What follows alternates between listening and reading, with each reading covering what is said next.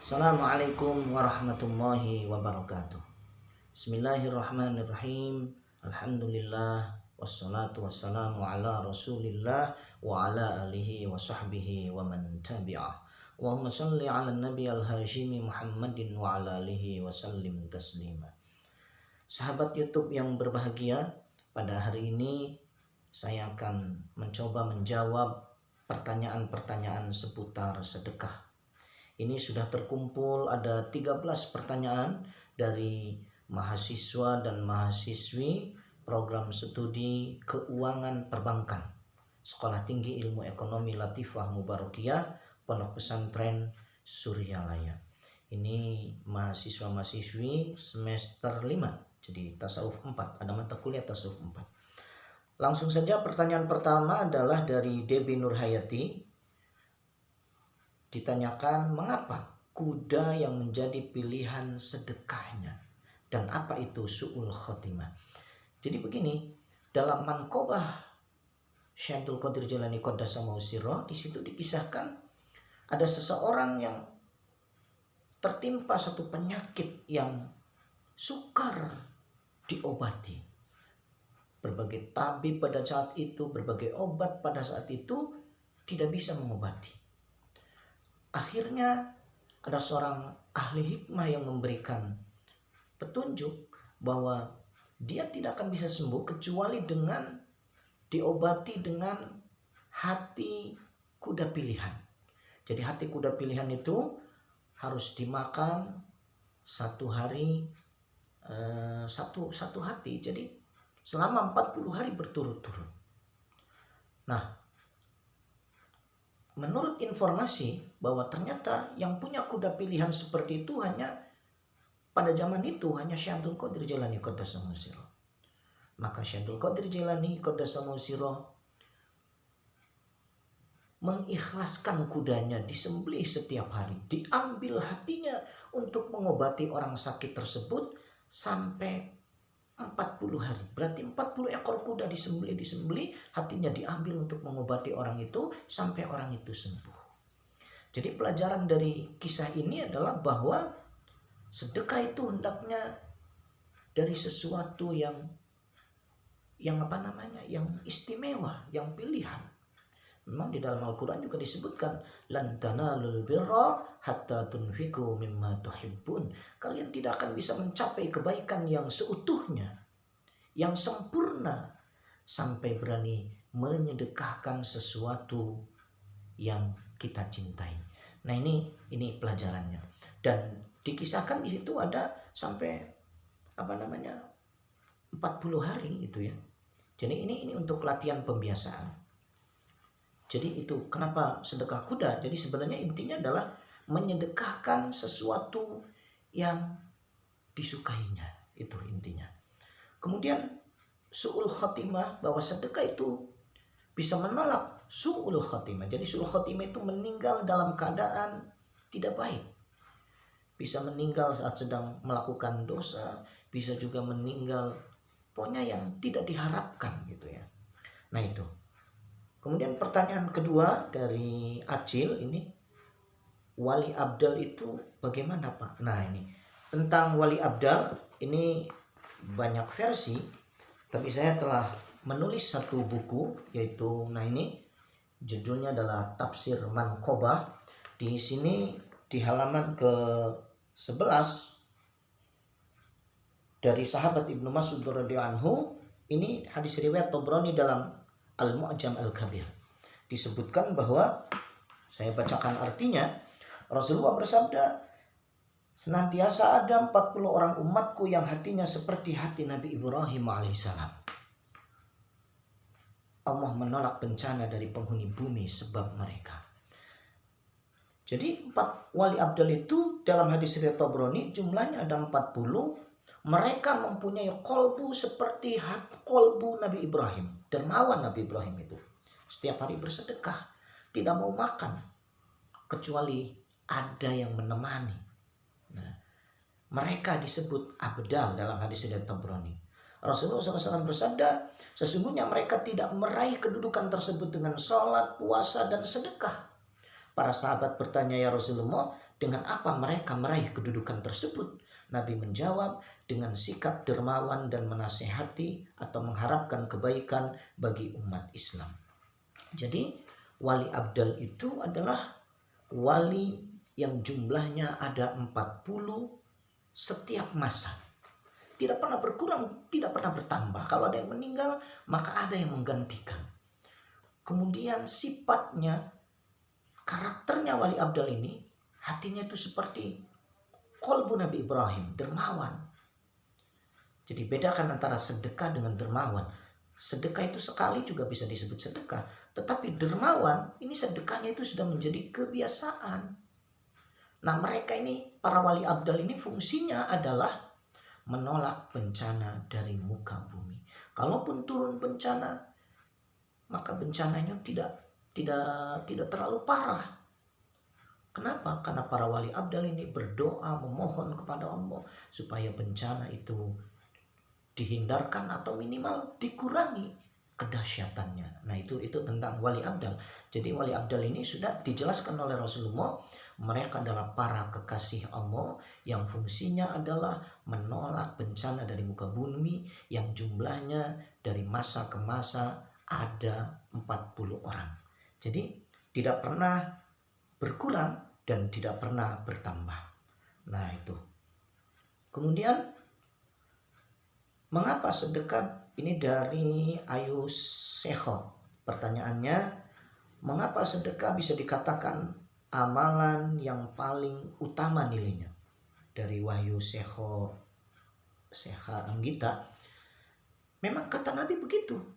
Banyak hadis-hadis menyebutkan, misalnya khairu abwabul birri as-sadaqah.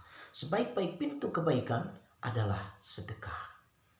Nah, jadi ini ya, sedekah ini memang sangat utama, amalan yang utama. Di hadis lain ada tentang memberikan makanan. Ini termasuk amalan yang utama.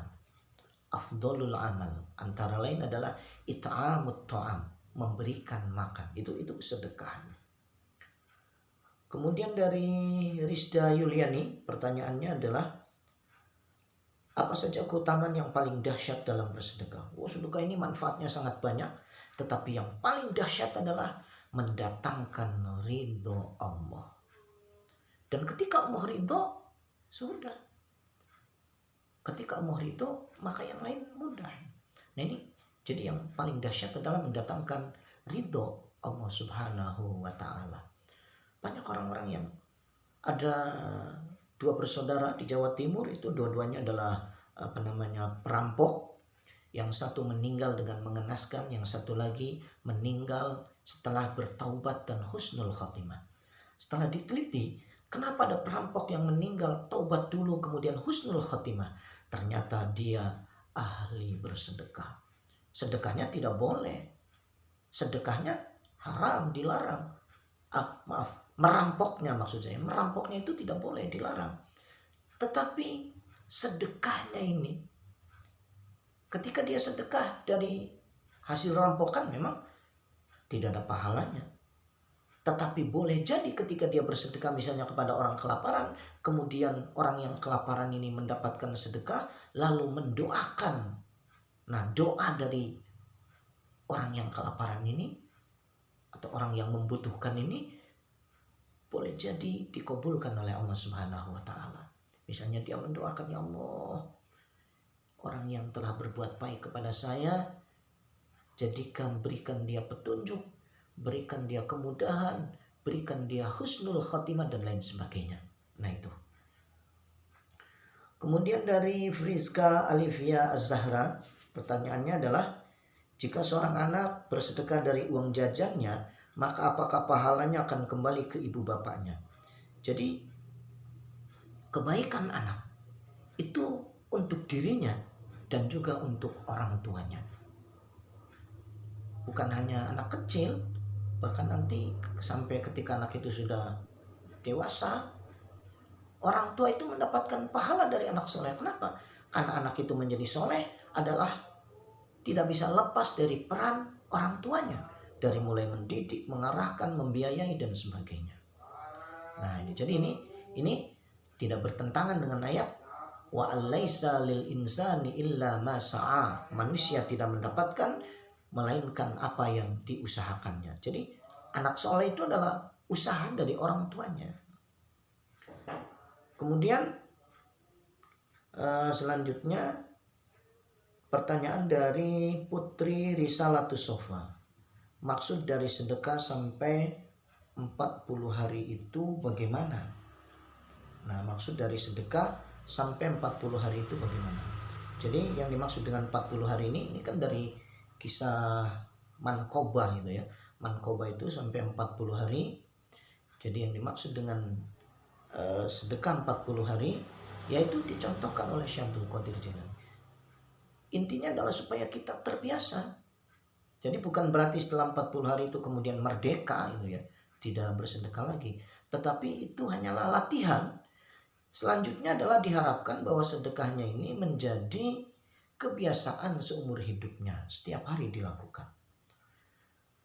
Kemudian pertanyaan dari Imas Sri Rahayu, apakah diperbolehkan mengeluarkan harta dengan niatan zakat dan sedekah atas nama orang yang sudah meninggal, dan apakah amalan tersebut akan sampai atau tidak?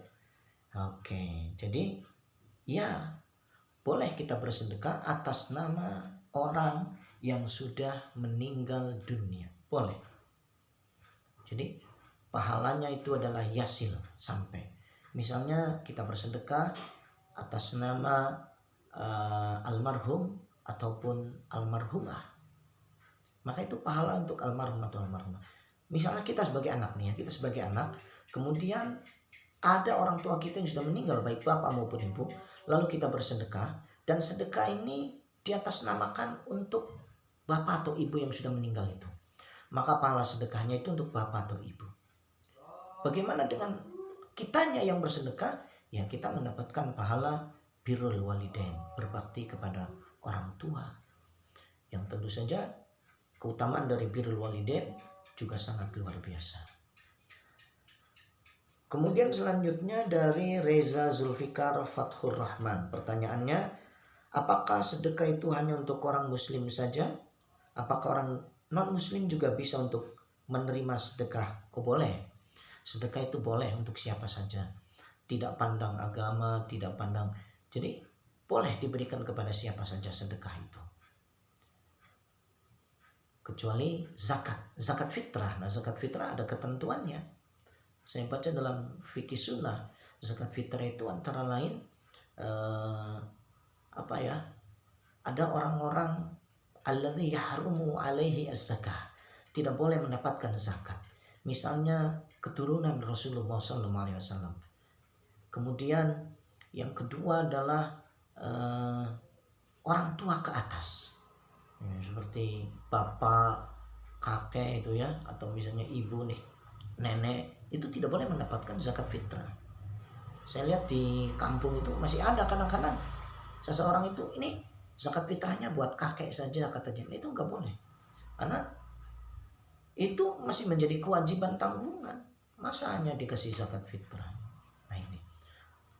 Kemudian misalnya dalam zakat fitrah itu, kalau dalam fikih sunnah, tidak boleh diberikan kepada orang yang misalnya non muslim gitu, atau orang yang tidak menegakkan sholat fardu. Lah bagaimana kalau di daerah situ ada seseorang yang tidak menegakkan sholat 5 waktu, tetapi dia hidupnya kekurangan, miskin? Apakah berhak mendapatkan zakat fitrah? Maka disiasati, dia harus mendapatkan bagian, tetapi jangan dari zakat fitrah. Misalnya dari harta sodako, dari infak dan lain sebagainya. Tetap mendapatkan santunan, sedekah boleh diberikan. Nah, jadi tidak ada aturan sedekah ini harus diberikan kepada seorang muslim, tidak ya. Kemudian dari Feby Lukmansyah, pertanyaannya, menjamu tamu kan termasuk sedekah. Pertanyaannya, jamuan seperti apa yang baik untuk sedekah? Ya, jamuan yang jangan memaksakan diri juga, Tetapi yang jelas bahwa Nabi menyuruh kita menghormati tamu. Kalau mungkin ya ada air, hidangkan air, ada kue, hidangkan kue, ada makanan, hidangkan makanan. Itu adalah menjamu tamu. Tetapi tentu saja tadi jangan sampai memaksakan gitu ya, misalnya sampai berhutang dan lain sebagainya.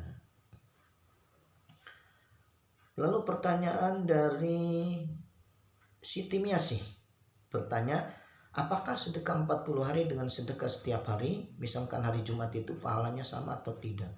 Jadi sebenarnya sedekah yang paling utama ya memang kalau dari segi waktu hari Jumat ini lebih utama. Karena dalam kitab-kitab yang saya baca bahwa hari Jumat itu pahalanya 10 kelipatan pahala kebaikannya daripada hari-hari lain. Dan di hari Jumat itu ada waktu mustajab. Yang kalau kita doa pada waktu itu, doa kita mustajab. Waktu itu adalah 1 jam sebelum maghrib. Nah, jadi kalau maghribnya 5:30, berarti dari 5:30 sampai 5:30 itu adalah waktu mustajab. Pertanyaan selanjutnya dari Muhammad Saiful. Perbuatan apa yang tidak diperbolehkan bagi orang yang bersedekah? Nah, ini bagus sekali. Jadi, orang yang bersedekah itu di dalam Al-Quran disebutkan, wala tubtilu shadaqatikum bil manni wal adha. Jangan membatalkan sedekahnya dengan mengungkit-ungkit dan menyakiti. Ini kita sedekah kepada seseorang lalu kita ungkit-ungkit, kamu sudah saya beri. Nah, itu tidak boleh. Atau menyakiti orang yang sudah diberi sedekah. Ini tidak boleh. Kemudian pertanyaan selanjutnya dari Penny Nopelinda. Bagaimana hukumnya apabila seorang menarik kembali sedekahnya yang belum diterimanya? Ya, jadi tidak bersedekah itu ya. Sebenarnya ketika sudah bersedekah jangan diambil kembali. Hanya memang dalam beberapa kasus, misalnya biasanya ini terjadi dalam sedekah bersyarat gitu. Sedekah bersyarat. Misalnya seseorang nyalon sebagai caleg ya, calon anggota legislatif, anggota DPR maupun lainnya. Kemudian dia ngasih karpet ke masjid. Nah, tiba-tiba ternyata suara dari daerah situ minim sedikit, maka kemudian dia marah, dia kecewa, dia emosi, lalu karpet yang sudah dia sumbangkan ke masjid ini diambil kembali. Nah, itu sebenarnya sedekah yang seperti itu kurang tepat gitu ya. Tidak boleh begitu sedekah, jangan pakai syarat. Atau yang memberi rezeki adalah Allah, kita diberi sehat oleh Allah, kita diberi hidup oleh Allah. Nah, kemudian pertanyaan terakhir dari Wendy Safitri, apabila seorang non-muslim bersedekah dan berbuat amal baik, apakah sedekah itu termasuk amalan bagi dirinya? Iya, sedekah itu tetap bermanfaat. Baik yang melakukan muslim maupun non-muslim, itu bermanfaat. Terutama untuk kehidupan dunia itu ya. Di Amerika itu ada penelitian bahwa perusahaan-perusahaan yang menganggarkan CSR gitu ya, sedekah untuk dana-dana bantuan sosial dan lain sebagainya, itu ketika terjadi krisis, perusahaan-perusahaan ini tetap bertahan, tidak kolaps, tidak hancur. Itu adalah barokah dari sedekahnya. Jadi sedekah ini mendatangkan kebaikan. Nah, ini beberapa pertanyaan tentang sedekah. Jadi intinya adalah mari kita berlatih bersedekah setiap hari. Rutinkan 40 hari dulu. Tapi setelah 40 hari bukan berarti kemudian berhenti, tapi rutinkan sedekah ini sampai akhir hayat, tiap hari seumur hidup. Karena dalam hadis riwayat Bukhari dan Muslim disebutkan oleh Rasulullah, ma min yaumin yusbihul ibad illa malakani yanzilan fayaqulu ahaduhuma Allahumma ati munfiqan khalafan. Tidak ada waktu subuh, waktu pagi, melainkan ada 2 malaikat yang turun ke muka bumi. Salah satu malaikat itu berdoa, ya Allah, beri ganti kepada orang yang bersedekah. Nah, ini jadi orang yang bersedekah itu mendapatkan doa dari malaikat, mendapatkan ridho dari Allah, dan banyak keutamaan-keutamaan yang lainnya, baik untuk kebaikan dunia, menolak bencana, mendatangkan rezeki, meluaskan rezeki dan lain, menyembuhkan penyakit, maupun bisa juga untuk mensolehkan anak supaya kita menjadi ibadahnya menjadi kuat, ibadah istiqomah. Itu sedekah itu bisa menjadi wasilah, itu ya, menjadi wasilah. Khairu abwabul birri, sebaik-baik pintu-pintu kebaikan adalah sedekah. Nah, itu saja. Jadi mari kita latih untuk bersedekah setiap hari. Terima kasih. Wassalamualaikum warahmatullahi wabarakatuh.